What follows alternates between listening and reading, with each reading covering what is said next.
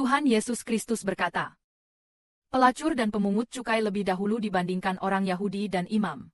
Lebih dahulu memasuki kerajaan Allah daripada orang Israel. Apa sebabnya? Itu karena pelacur itu memang seorang pelacur. Orang-orang yang tidak baik ini justru bisa masuk ke kerajaan Allah. Itu karena mereka menerima Yesus. Mari kita lihat ajaran Tuhan Yesus. Mengapa pelacur dapat masuk kerajaan Allah? Sedangkan orang-orang Yahudi yang tampak sangat saleh tidak dapat masuk ke dalam kerajaan Allah. Apa sebabnya? Mari kita baca bersama-sama. Tuhan mengisahkan sebuah perumpamaan. Tuhan Yesus berkata kepada mereka, menurut kalian, bagaimana? Ada seorang pria yang memiliki 2 anak laki-laki. Dia berkata kepada anak sulungnya, anak, pergilah bekerja di kebun anggur hari ini. Anak sulung menjawab, aku tidak mau. Tapi kemudian ia berubah pikiran dan pergi. Kemudian ayah berkata pula kepada anak bungsunya, anak, pergilah bekerja di kebun anggur hari ini. Anak bungsu menjawab, baiklah ayah, aku akan pergi. Namun, meskipun telah berjanji, ia tidak pergi. Menurut kalian, di antara 2 anak ini, siapa yang mendengarkan ayahnya? Mereka menjawab, anak sulunglah. Kemudian Yesus berkata kepada mereka, aku berkata kepada kalian, pemungut cukai dan pelacur akan lebih dahulu masuk ke dalam kerajaan Allah. Sebab Yohanes telah datang kepada kalian untuk menunjukkan jalan kebenaran kepada kalian. Jalan kebenaran itu adalah Kristus. Namun, kalian tidak percaya kepadanya, sedangkan pemungut cukai dan pelacur percaya. Kalian lihat, pemimpin tetap tidak mau berubah pikiran dan enggan percaya kepadanya. Apa sebab Tuhan berkata demikian, bahwa pelacur dan pemungut cukai lebih dahulu masuk ke dalam kerajaan Allah? Karena mereka percaya dan bertobat. Sebelum kedatangan Mesias, yaitu Tuhan Kristus, orang-orang Yahudi terus memeriksa kitab suci dan berkata, dalam kitab Mika tertulis, sudah ada seseorang sejak kekekalan, yang telah ada sejak awal, yang lahir di Betlehem. Itu adalah Mesias yang lahir di Betlehem.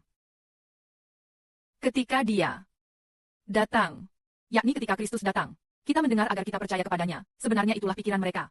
Sebelum kedatangan Tuhan Kristus, mereka sungguh-sungguh mempelajari kitab suci. Mereka mendengar bahkan Raja Heli berkata bahwa Kristus akan lahir di suatu tempat. Di mana Herodes katakan Kristus akan lahir? Di Betlehem. Saat itu, di Betlehem, semua orang Farisi percaya bahwa Mesias dilahirkan di Betlehem. Ahli Taurat saat itu percaya Mesias lahir di Betlehem. Hingga ketika Tuhan berusia 30 tahun, ia mulai menyampaikan Injil. Menyampaikan kebenaran. Tetapi Tuhan dengan terang-terangan menunjukkannya kepada mereka. Yesus menunjukkan dirinya kepada mereka. Yesus diakui sebagai Tuhan. Dan imam-imam Yahudi. Apa tentang ahli Taurat Yahudi? Sementara orang-orang yang diterima justru adalah pemungut cukai dan pendosa.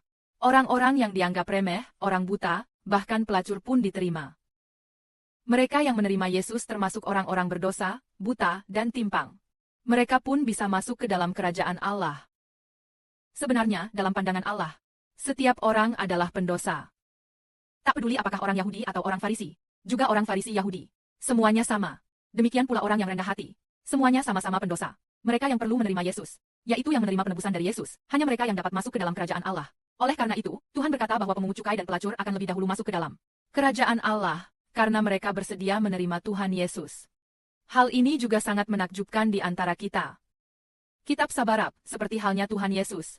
Sekarang, saudara Heber seperti Tuhan Yesus. Dan ada pula beberapa orang yang masuk ke dalam mezbah. Beberapa orang juga masuk ke altar. Mereka sangat berpendidikan, sangat berpengetahuan tentang Alkitab.